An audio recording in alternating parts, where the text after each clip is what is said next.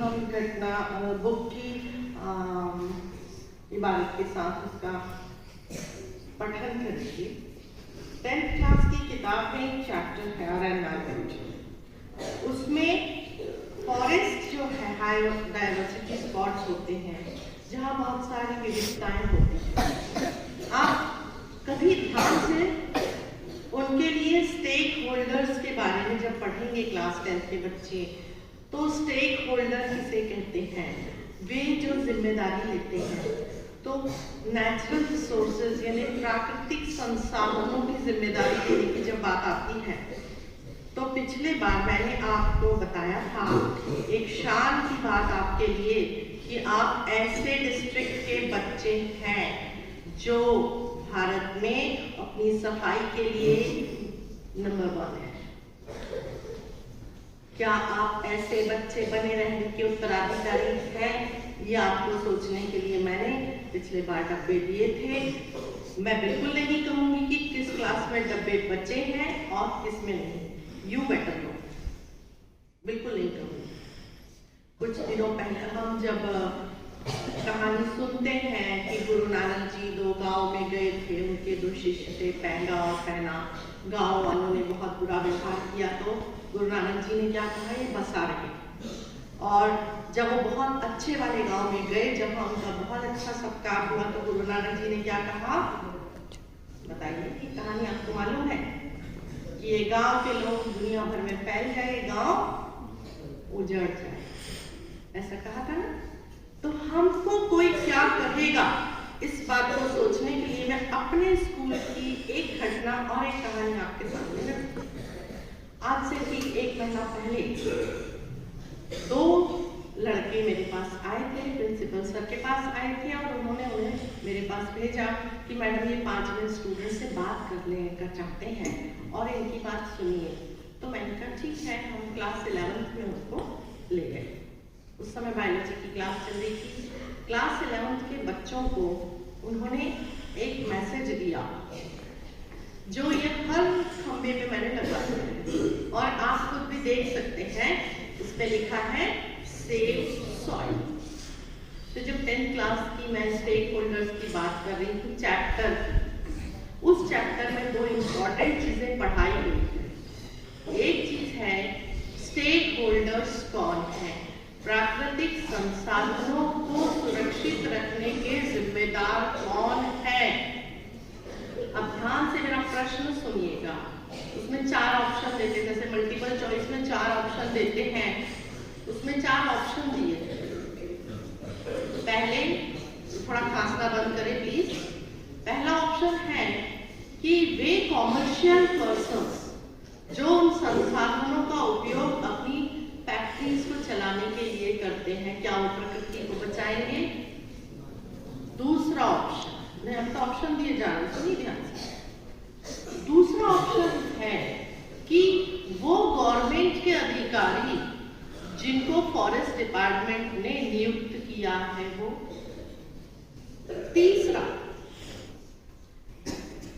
वे जो वहां के आसपास के एरिया में रहते हैं वो। और चौथा, इकोसिस्टम को बचाने के लिए कुछ लोग आंदोलन करते रहते हैं और दुनिया में संदेश फैलाते हैं वो। मुझे आगे खड़े इस बच्चे लीडर से ऑप्शन का उत्तर चाहिए। बताइए बेटा, जो वहाँ आसपास रहते हैं। इसका उत्तर सही है। आप सब इससे सहमत होंगे कि वो लोग जो वहाँ आसपास रहते हैं। ये आप सहमत हैं, पढ़ रहे हैं। ये पहली बात खत्म हुई मेरी कि आप सब इस बात से सहमत हैं या नहीं, यस और नो। बस आपकी सहमति आवश्यक। अब दूसरी बात सुनिए, उसी चैप्टर में लिखा हुआ है बायोडिग्रेडेबल और नॉन बायोडिग्रेडेबल चीजें क्या होती हैं। हम बायोडिग्रेडेबल जो है सब्जियों का कचरा जो आप नालियों में बहाते हैं, वो भी बदबू कर रहा है क्योंकि उसको बैक्टीरिया सारा है। दूसरा, plastics, polythene, they are non biodegradable, जो किसी भी बैक्टीरिया या माइक्रोब से डिकम्पोज नहीं हो रहे। पढ़ रही हैं, शायद 9th और 8th में भी हम पढ़ते होंगे, और जो प्राकृतिक संसाधन में सबसे महत्वपूर्ण है मिट्टी, उस चीज के लिए जो आपका 4th ऑप्शन है, वो लड़का झांसी से कोच्चि जा रहा था साइकिल पर ये संदेश फैलाने के लिए। आप उसकी मेहनत सोचिए, वो हर गांव में रुकता है, हर स्कूल में जाता है, बच्चों को कहता है सेव सॉइल, लेकिन उसे नहीं पता कि हमारे यहाँ के बच्चे पढ़ते तो हैं, लेकिन बाकी आप जानते हैं। आप स्वयं सोचिए कि आपने स्वच्छता के बारे में एक लेक्चर सुन लिया, डब्बे ले लिए, उसका क्या किया आप बेहतर जानते हैं। आज आपने सेव सॉइल पढ़ा और लगातार पढ़ते आ रहे हैं, आप क्या कर रहे हैं वो आप बेहतर जानते हैं। आज सबसे पहला विचार मेरे मन में आया था, एम आई लुकिंग स्मार्ट, यदि मैं सेव सॉइल वहां पर मिरर पे लगा दूं तो क्या होगा। मैंने यही सोचा, नहीं, वहां पर बच्चे अपना चेहरा ज्यादा देखना सुंदर पसंद करेंगे बजाय अपनी पृथ्वी को सुंदर बनाने के। ये बहुत कठिन काम है कि हम अपना ईगो छोड़ करके नीचे झुक के एक कागज का रैपर उठा लें। हम भाषण दे सकते हैं, लेकिन हम झुक के कागज का रैपर उठाना पसंद नहीं करते, है ना। हम सफाई की बातें करते हैं, शरीर को साफ रखते हैं, ये हमारी पृथ्वी है। G20 का प्रोग्राम हो रहा है, बहुत सारे समिट, ग्लोबल समिट्स ऐसे होते हैं जिसमें सफाई की बात होती है, और हम पढ़ते हैं, लेकिन हम उसको अमल में नहीं लाते। हर क्लास में आपको बिस्किट, चॉकलेट, च्युइंगम, इनके सबके रैपर कितने आसानी से मिल जाएंगे।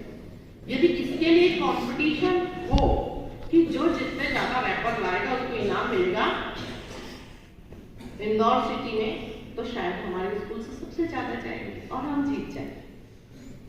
लेकिन हम नजर नीची करके जीतना पसंद नहीं करेंगे। हम चाहेंगे कि हम सर उठा के अपना कैंपस सुंदर बनाए। आज ही पिछले बार मैंने सारी क्लास में डब्बे रखवाए थे, उसका कोई हिसाब किताब आपके पास नहीं है। आज मैं टकशॉप के बाहर एक डब्बा रखवाऊंगी। मैं ये देखना चाहती हूँ कि आप कितने बार में सुनते हैं, आपको कितनी रेमेडियल्स चाहिए एक चीज को सीखने के लिए।